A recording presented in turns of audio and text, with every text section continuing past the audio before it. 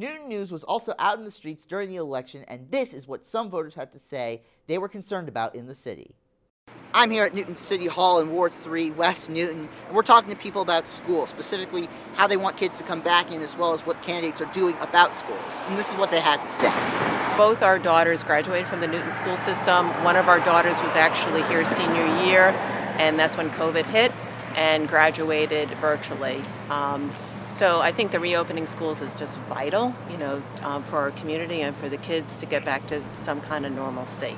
I'm voting for this slate right here because they both are very pragmatic. They'll look at budgets, they'll look at the needs of the community, and try to find a solution that is sensible for our community. I'm voting for Alicia Bowman. All three of her kids went through the school system.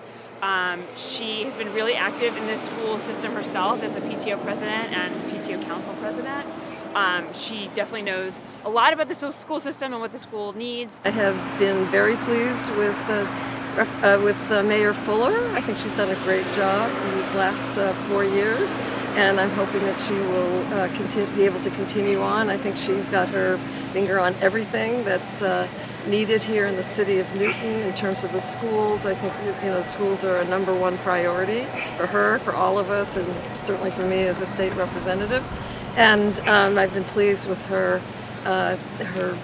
focus on the schools. I think it's been an extremely unprecedented time during the pandemic. I think she, again, was right there ready to move and act on protecting children and protecting the community and trying to figure out what we needed to do in terms of getting kids back to school, which we really wanted to see happen.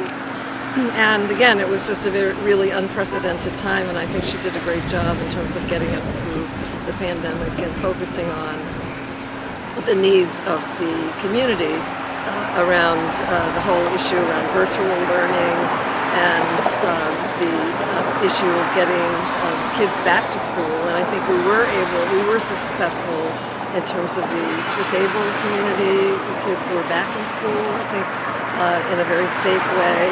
And that was very helpful. But so many challenges, and I really feel that Mayor Fuller really met the challenges before her at this difficult period of time. So I'm hoping that we will be able to continue on with her leadership. I'm here at the Hyde Community Center in Newton, Massachusetts, in Ward 6, and we're talking about housing right now. There's been a debate between single-family and multifamily housing throughout this entire election. This is what voters had to say regarding the subject. My name is Dennis Risky. I live in Newton Highlands. I'm an architect, and I am a housing advocate, what we call smart growth.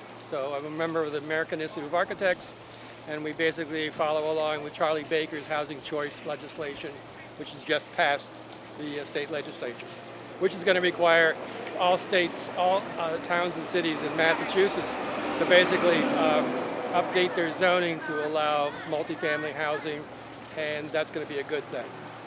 I've also, for the last 3 years, been working with the city planning department on what we call housing choice, the reforms to the existing zoning ordinances.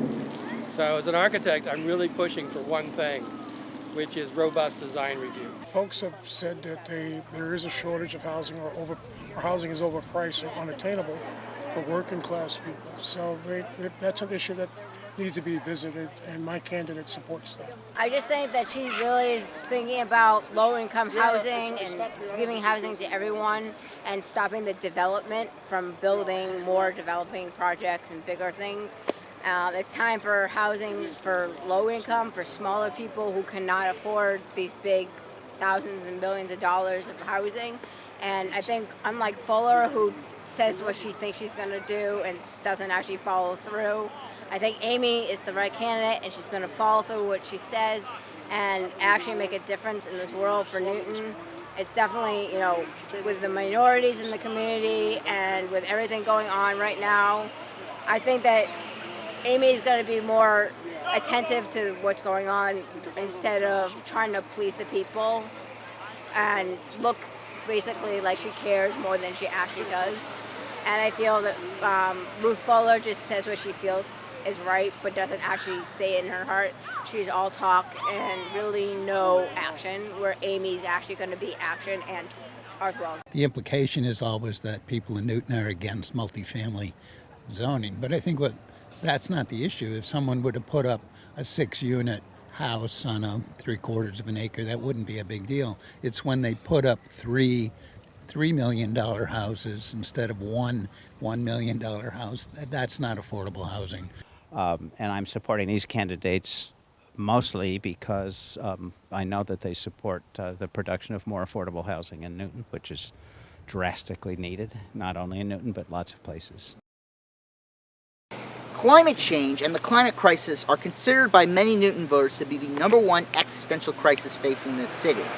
Some have suggested that there should be more dense housing in order to make sure that there are less emissions. Others are hoping that the candidates of choice that they pick will expand upon the climate action plan. But for many, a green Newton is a Newton that they want. So climate change, I think, is a big deal. I think, right now there's a lot of pollution and it's getting worse, and we basically want to improve this world for our next generation. So we should definitely be talking about, putting more electricity, solar panels, and not as much electricity, and to basically make this world more green. Make sure we recycle. That's a really big thing, and make sure that there's trash, and that we do more as a community and have more community days and just clean up days, because it's very, very big and very important that we basically have a better environment, because we're leaving a story for our next generation, for our kids and our kids' kids. So the world's in trouble right now, and it's going to go down the tubes if we don't change something. My electricity is green electricity. I've opted up to 100%, and that's what a lot of people in Newton can do. So there's a lot of things that I've done. State building code actually requires new buildings to be brought up to a very new code requirement. So that's going to happen over a period of time. But climate change is real.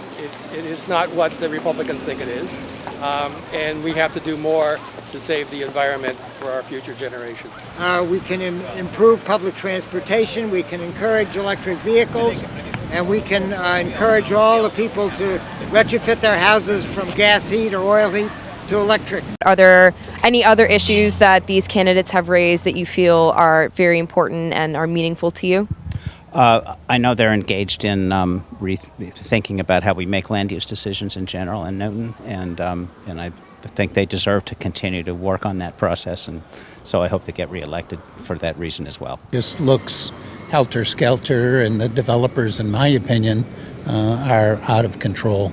I don't blame them. They're not doing anything illegal, but it's not planned. There's really no strategic planning, which troubles me. So I'm supporting people who I think have a more mature position, less motivated by the real estate inflation.